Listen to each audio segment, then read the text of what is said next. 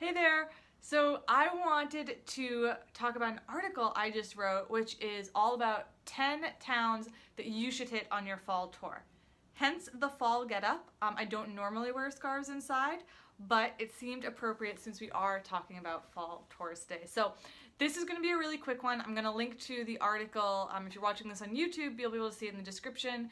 If you want the full article and you're watching this on Instagram, feel free to just DM me and I will send it to you. It has a little bit more info about each town, but I just wanted to make this a quick one and we're just going to kind of run down the list. So here we go.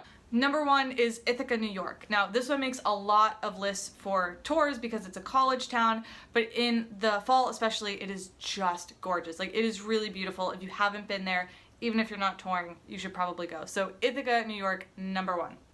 Second is Nashville. Now, Nashville is of course a great place to tour any time of the year, and it doesn't matter what genre you're in. You know, it is known for country, of course, but there's quite a scene in rock, pop, you know, indie pop, all these subgenres, so it's a great place to stop.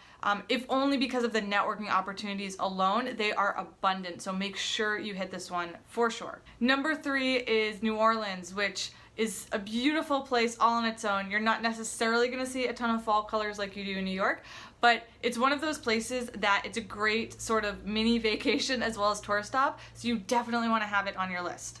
Next is Olympia, Washington, which I didn't realize until I was researching this article, but they have really strong roots in the Riot Grrrl movement. So there's a really good grunge and garage rock scene there, and it's just a beautiful, beautiful area. So definitely check that one out as well. Of course, we couldn't have a list without Austin, home of South by Southwest.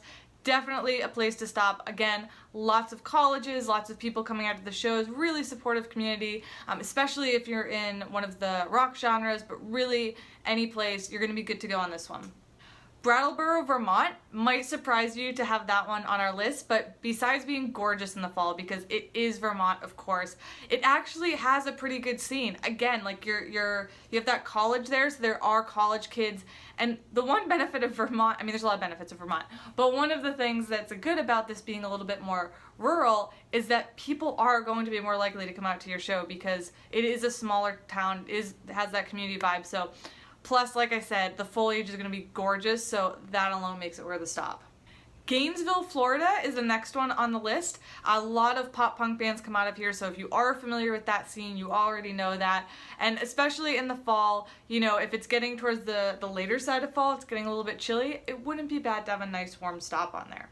Next, we have a place that's actually really close to me and really close to where I grew up, and that's Lowell, Massachusetts. So it's probably about, I would say, 40-45 minutes from Boston. If you're in southern New Hampshire, it's a little bit closer. It's a really good spot because if you are outside of Boston, like so many people are, and you're living in New Hampshire or a different part of Mass, this is a really good central location, and it actually has a really strong music scene. It's very community oriented. Everybody kind of knows each other. They come out to each other's shows. They support each other. So whether you're from the area or you're touring and make those connections, it is a really good spot. And if you do, reach out to me because maybe we can hang out.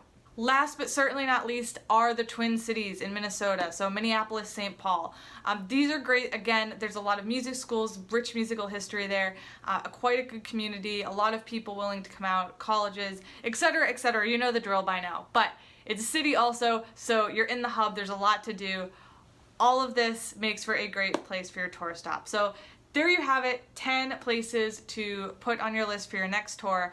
I can't believe we kept this under 5 minutes, but we really just fired through. But I would love to hear your thoughts if you've been to these places. Certainly, if you have, I would love to hear some of the venues you went to. Maybe we can make this a bit of a networking thing so, you know, bands can get in touch with each other, plan your tours with each other. If you're from one area and you're like, hey, I'd love to host you if you come through, let's start that going on the bottom. And if you have a suggestion, I would love to hear that as well. So feel free to drop your comments, and thank you for tuning in.